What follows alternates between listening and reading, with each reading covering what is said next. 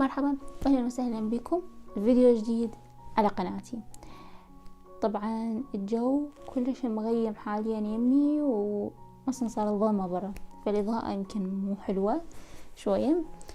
فالمهم ما أريد أقول هذا الفيديو ما أريد أقول لأن هواي لاحظت إنه أنا شفت الفيديو أكو ناس هم قلت لي هواي إنه أنا أقول كلمة هواي أقول ما أدري شنو. راح أحاول ما أقولها. أوكي. المهم البارحة بالليل شدا أشوف الترندات وشنو موجود على الترند، ويعني هيك أمور عادية. المهم شفت فيديو مدته 20 دقيقة مكتوب عليه فيلم ثلاجة. يعني المهم أنا ظليت مستغربة إنه سووا للثلاجة فيلم، مش وقت الثلاجة إلها فيلم. المهم اوكي دخلت على الفيديو بدي اشوف شنو هو. طبعا اني مش متوقع شيء زين وجودة حلوة وعالية وهالامور، لانه تعرفون يعني اخر فترة صارت هي موضة انه يسوون افلام، يسوون يعني اغاني ونشروها. اغاني ما لها اي معنى، ما اقول الكل، يعني بعضهم اغاني ما لها اي معنى، مجرد كلمات. ومشكلة انه يصيرون ترند، ويعني يمكن مشاهدات توصل 19 مليون إذا مو أكثر. المهم دخلت وشفته للفيديو، بداية مكتوب إنه بمقاطع مخيفة وهالأمور، يعني مو مال أطفال. قلت أوكي تمام، مقاطع مخيفة شو ممكن يصير؟ يعني شنو المخيف أصلا بالثلاجة؟ المهم قصة الفيلم تجنن. هو مدة الفيلم 20 دقيقة بس، تعبانين عليه من صدق.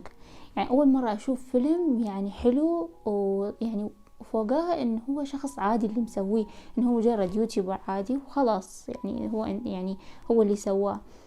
وشغلة هسه أجي أقولكم من هذا وشنو قصته.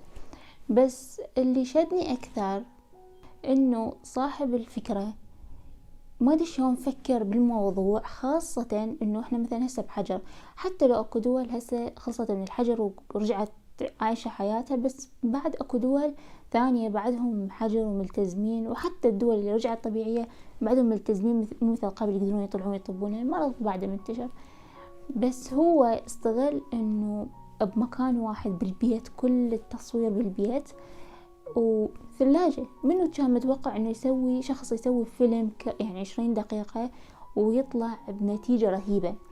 طبعا هذا الشخص اللي سواه هو سعودي مقيم بالرياض، اسمه سعود. هذا الشخص قبل لا يسوي القناة مالته اللي هي سعود براذرز، هو اصلا كان عنده قناة واحدة. فبعد فترة من انعرف سوى قناة اللي هي سعود براذرز، بس ويا اخوانه 3، واحد يمكن عمره 10 و13 سنة و22، وهو 27 سنة اتوقع، ما متأكدة، بس هم عنده اطفال يعني صغار 2. فقصة الفيلم ان هو الساعة 12 بالليل يجي للبيت، فيحط غراض بالثلاجة ويلاحظ ان الأغراض اختفت. الأغراض وينها؟ الأغراض ماكو. وبعدين يروح ينام، يحلم يلقى نفسه شنو، انه اكو شخص بالثلاجة دا ياكل الغراض وما ادري شنو هالامور. بعدين يسأل اخوانه، يقول يعني يسألهم شنو الموضوع هذا، ليش شي اكو احد وهو شنو بالبداية هو كان اكو فد مثل ماعون فارغ، فيقول له ليش اكو ماعون فارغ وهالامور، ما حد يدري شنو الموضوع، وهو وحده اللي يدري. المهم بعدين قال الاخو، قال له انه ترى اوكي اكو فد شي غريب بالثلاجة، واكتشفوا اثنيناتهم ان الثلاجة قاعدة تاكل الاكل.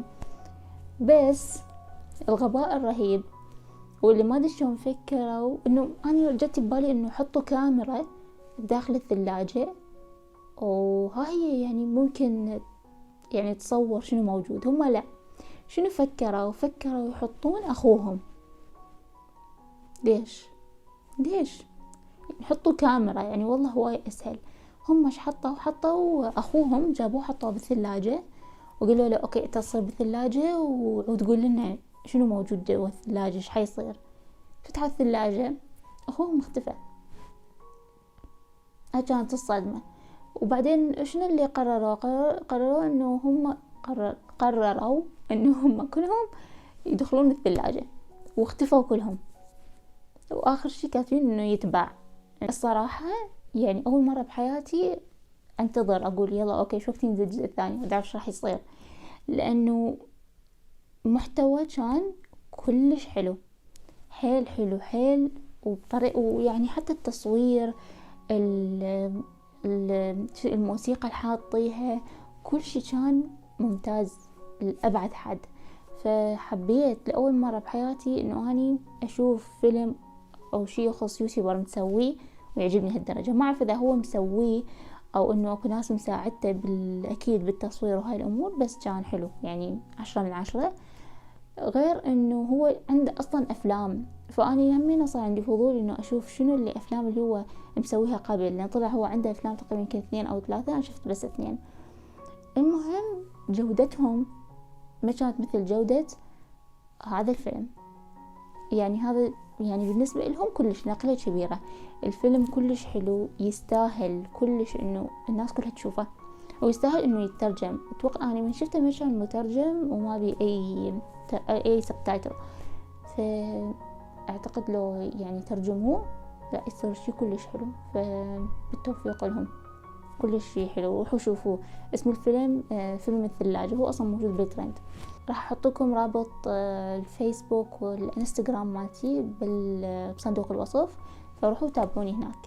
اوكي، واشوفكم في الفيديو الجاي ان شاء الله. باي.